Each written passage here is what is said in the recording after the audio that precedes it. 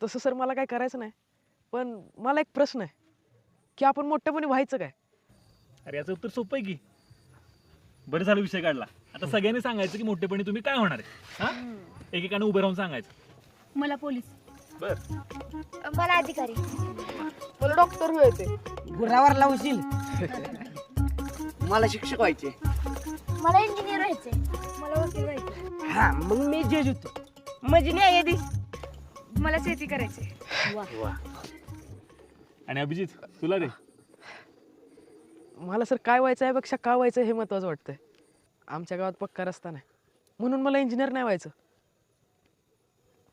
म्हातारीकडे 8-10 रुपये कमी असतात म्हणून डॉक्टर तिला तपासत नाही, म्हणून मला डॉक्टर नाही व्हायचं.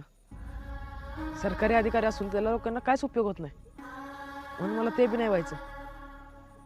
कधी वावरावरनं भांडणं झाली तर ते सोडवत नाही.